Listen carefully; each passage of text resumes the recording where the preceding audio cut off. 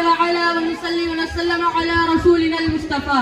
أما بعد فأعوذ بالله من الشيطان الرجيم. بسم الله الرحمن الرحيم.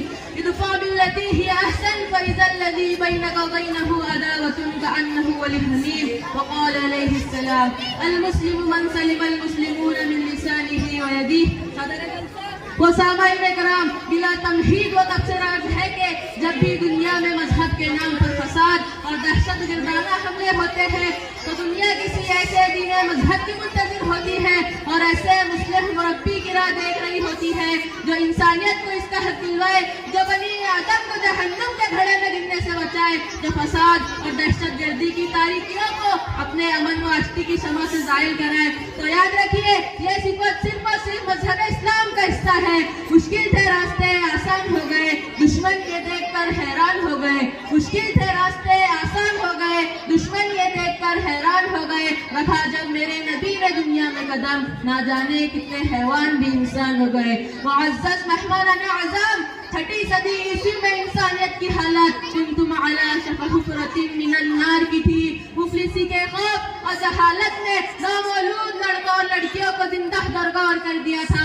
جنہوں وہ عریانی معاشرے کی عام و بابند بن چکی تھی. دن کی روشنی ہو یا رات کی تاریکی، برسر عام چوری و ڈکیتی کی جاتی تھی. انسانیت سودے درائم سے معاشرے کی فضا متفن ہو چکی تھی. بنی نوح انسانی کے افعال سے آسمان و زمین شرمسار ہو چکے تھے. تو اس وقت اسلام نے وہ انقلاب برپا کیا کہ ہلاکت کی موجوں نے سسکتی انسانیت کو ساحل پر لا کھڑا کیا.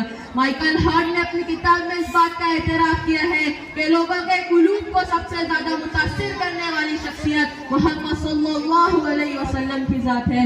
حاضرین محترم، اسلام کی تعلیمات کا مطالعہ کرنے سے یہ معلوم ہوتا ہے کہ جہاں ایمان و اسلام کا مادہ خود امن و سلامتی کا پیغام دیتا ہے، وہیں اسلام کا طریقہ سلام السلام علیکم ورحمۃ اللہ وبرکاتہ کے ذریعے امن و آشتی کا درس دیتا ہے.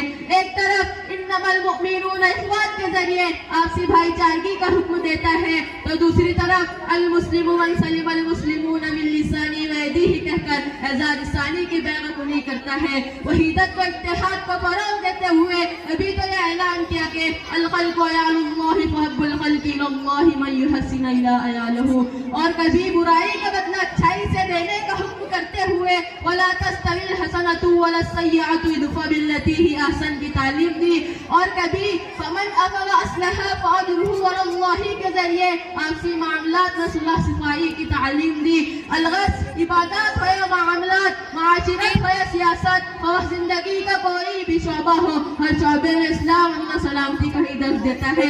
ارے اسلام پر دہشت گردی کا الزام لگانے والوں، کیا تمہیں اسلام کی پاکیزہ تعلیمات نظر نہیں آتی؟ جو مذہب دیہات میں عورتوں، بچوں، بوڑھوں اور مذہبی پیشواؤں پر ہاتھ تک نہیں اٹھاتا، وہ دہشت گردی کیسے کر سکتا ہے؟ جو مذہب یہودیوں، عیسائیوں اور منافقوں کے ساتھ عدل انصاف کا معاملہ کرتا ہے، اس کو دہشت گرد اور تخریب کا قرار دیا جائے، یہ کہاں کا انصاف ہے؟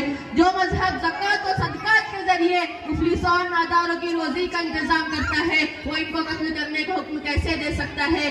جو مذہب یتیموں کو مال کو ضائع کرنے پر پابندی لگاتا ہے، وہ ان کی جانوں سے کیسے کھیل سکتا ہے؟